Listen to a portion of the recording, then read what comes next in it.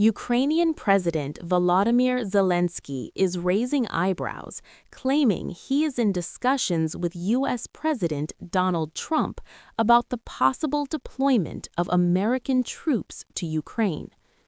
It's a statement that cuts directly against years of firm denials from Washington and sharp warnings from Moscow.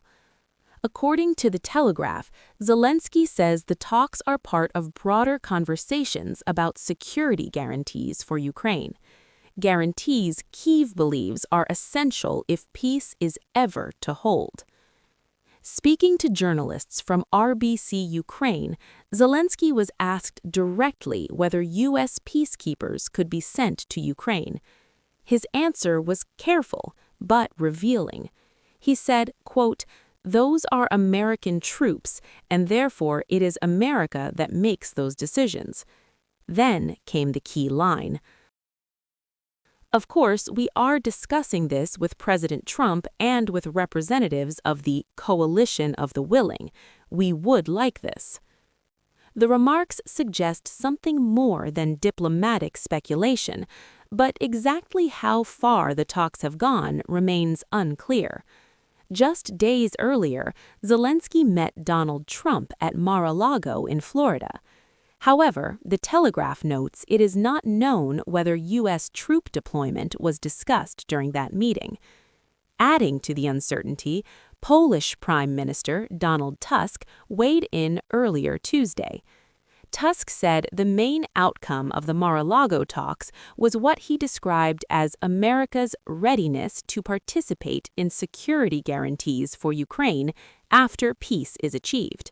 He went further, saying those guarantees could include the presence of American troops.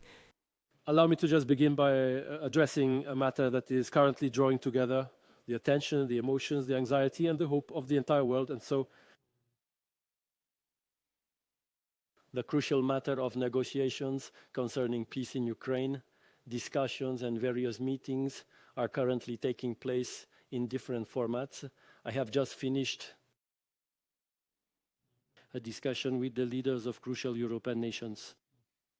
Additionally, the Prime Minister of Canada, the Prime Minister of Norway, and the heads of European institutions participated in this exchange. The NATO Secretary General was also present. We evaluated the results.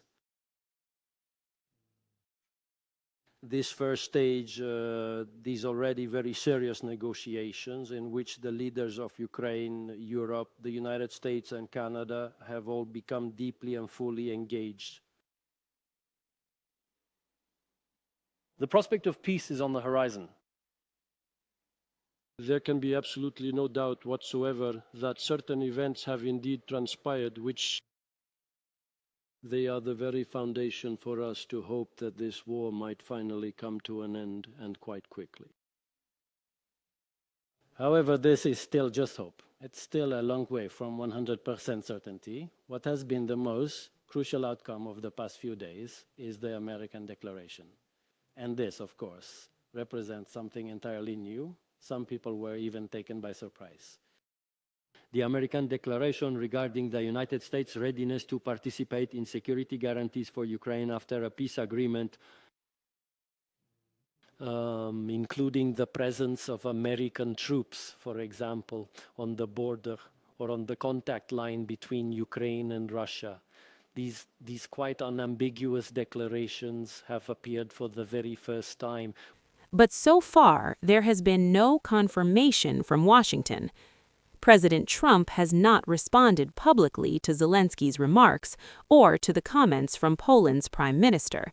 And that silence stands in sharp contrast to Trump's own past statements.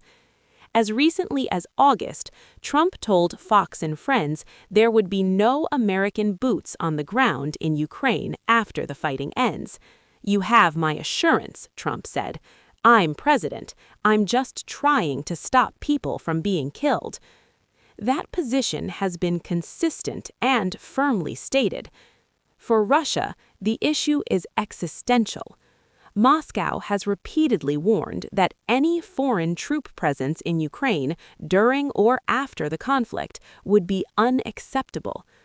Russian officials argue that NATO expansion was one of the key triggers for the escalation of the war in February 2022, and they have been blunt with the consequences.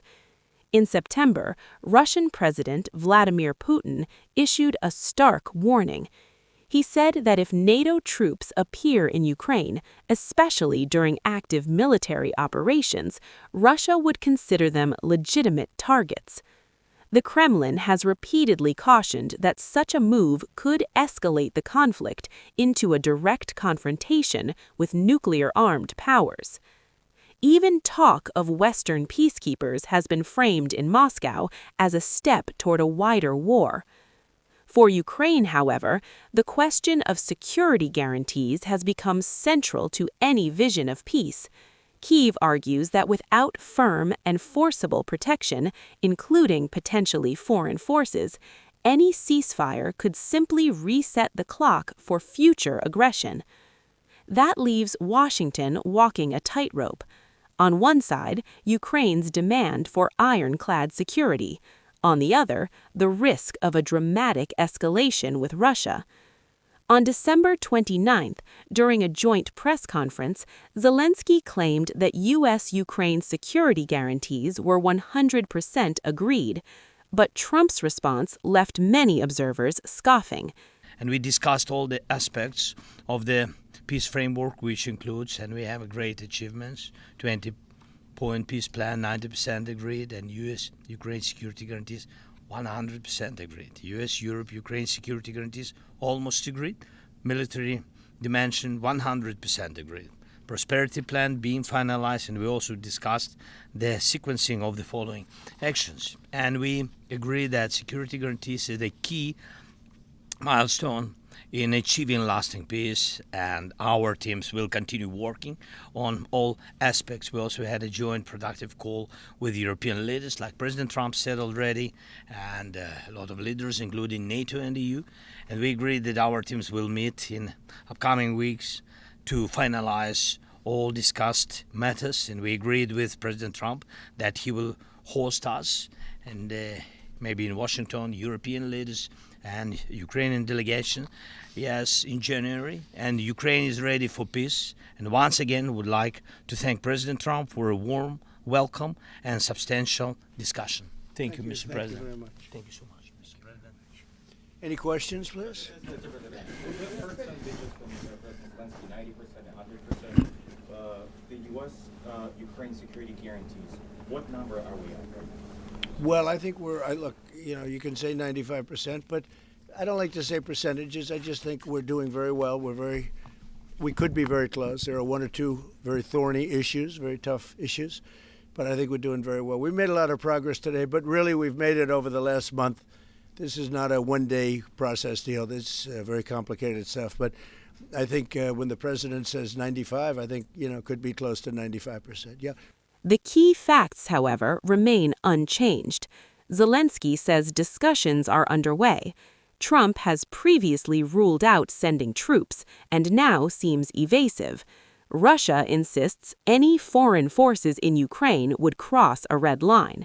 And for now, the White House is silent. Whether these comments represent a real shift or simply diplomatic positioning may soon become clear. But one thing is certain. The question of American troops in Ukraine is no longer hypothetical. It's now being discussed out loud on the world stage.